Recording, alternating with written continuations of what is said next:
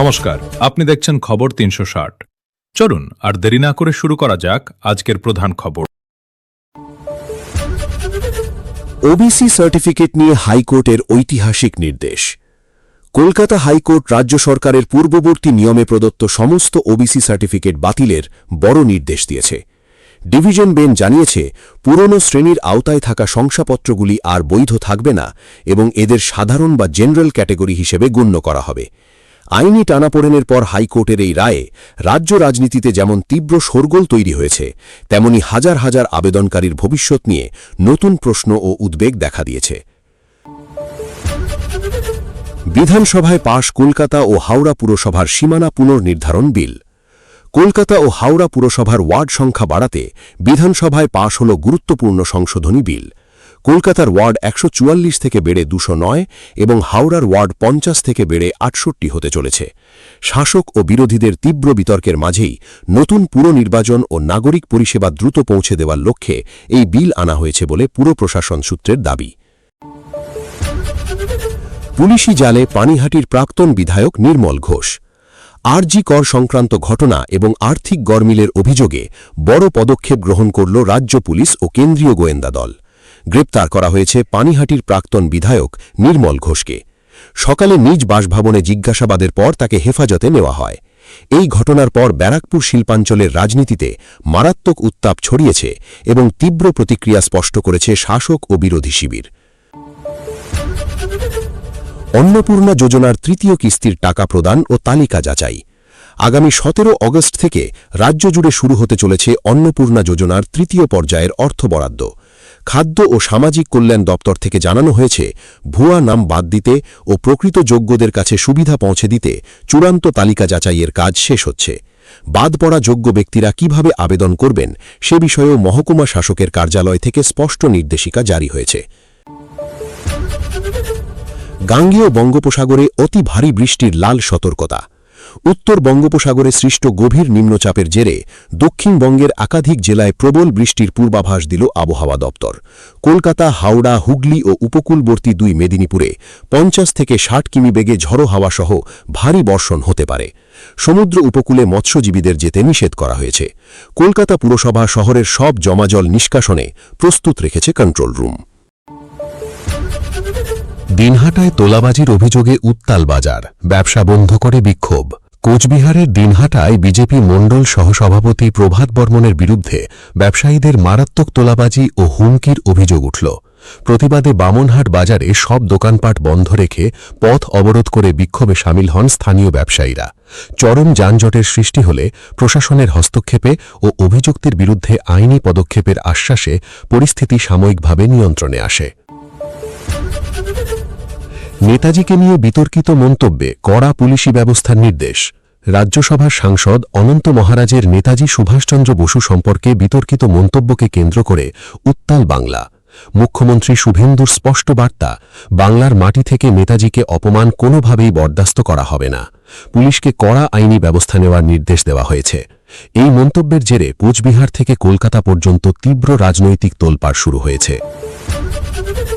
নাম পরিবর্তনের দাবি, পশ্চিমবঙ্গ করার পক্ষে রাজ্যসভায় সুর।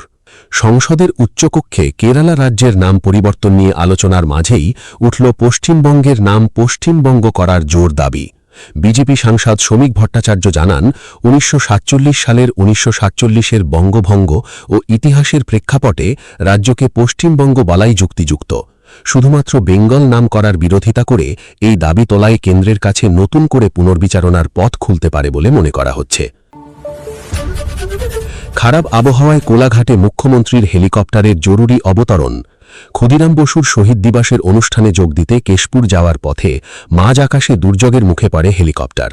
জরুরি ভিত্তিতে কোলাঘাটে অবতরণ করানো হয় চপারটি। বড়সড় দুর্ঘটনার হাত থেকে রক্ষা পান চালক ও যাত্রীরা। পরবর্তীতে সড়ক পথে কর্মস্থলিতে পৌঁছান মুখ্যমন্ত্রী। এই নিরাপত্তা ত্রুটি ও আবহাওয়ার পূর্বাভাস নিয়ে শুরু হয়েছে রাজনৈতিক তরজা। ভোটার তালিকা সংশোধনে আপিল ট্রাইব্যুনাল নিয়ে সুপ্রিম কোর্টের গুরুত্বপূর্ণ পদক্ষেপ। রাজ্যে ভোটার তালিকা সংশোধন বা এসআইআর প্রক্রিয়ায় লক্ষ লক্ষ বাদ পড়া ভোটারের নাম পুনঃপরীক্ষার বিষয়ে সুপ্রিম কোর্টে শুনানি সম্পন্ন হল। সুপ্রিম কোর্ট হাইকোর্ট নির্দেশিত ট্রাইব্যুনালের নিষ্পত্তি সংক্রান্ত ডেটা চেয়েছে এবং নির্দিষ্ট সময়সীমা বাধার আর্জি খারিজ করেছে। বিরোধীদের অভিযোগ, বহু সাধারণ মানুষ তালিকায় বাদ পড়েছেন, যা নিয়ে নির্বাচন কমিশনকে বাড়তি জবাবদিহি করতে হচ্ছে। রাজ্যে ডেঙ্গির বাড়বড়ন্ত, স্বাস্থ্য দপ্তরের বিশেষ গাইডলাইন জারি। বর্ষার টানা বৃষ্টির জেরে কলকাতা ও সংলগ্ন পুরসভা এলাকাগুলিতে ডেঙ্গির মশার বংশবৃদ্ধি রুখতে জরুরি নির্দেশিকা জারি করেছে রাজ্য স্বাস্থ্য দপ্তর। জল জমে থাকা স্থানগুলোতে নিবিড় নজরদারি চালাতে বিশেষ টিম নামানো হচ্ছে। জ্বর হলেই দ্রুত রক্ত পরীক্ষা ও সরকারি হাসপাতালে বিনামূল্যে প্লেটলেট পরীক্ষার বন্দোবস্ত রাখার নির্দেশ দিয়েছে প্রশাসন। উত্তরের তিস্তা ও তরসার জলস্তর বৃদ্ধি, প্লাবিত নিচু এলাকা। টানা বৃষ্টি ও পাহাড়ি ঢলের কারণে উত্তরবঙ্গের তিস্তা, তরসা এবং কালজানি নদীর জলস্তর আশঙ্কাজনকভাবে বেড়েছে। জলপাইগুড়ি ও মেখলিগঞ্জের একাধিক নিচু এলাকা প্লাবিত। রেড অ্যালার্ট জারি করে নদী সংলগ্ন নদীপাড়ের বাসিন্দাদের নিরাপদ আশ্রয়ে সরিয়ে নেওয়ার কাজ শুরু করেছে বিপর্যয় মোকাবিলা দল। দ্রুত নিয়োগের দাবিতে চাকরি প্রার্থীদের নবান্ন অভিযান ও ধুন্ধুমার। প্যানেল থাকা সত্ত্বেও দীর্ঘ প্রতীক্ষার পর নিয়োগপত্র না পাওয়ায় ফের রাস্তায় নেমেছেন টেট ও এসএসসি চাকরি প্রার্থীরা। নবান্ন অভিযানের ডাক দিলে হাওড়া ময়দান ও সাঁতরাগাছিতে পুলিশের সাথে ব্যাপক ধস্তাধস্তি বাঁধে। একাধিক আন্দোলনকারীকে আটক করা হয়েছে। অন্যদিকে শিক্ষা দপ্তরের আশ্বাস, আইনি বাধা কাটলেই দ্রুত স্বচ্ছ নিয়োগ সম্পন্ন হবে।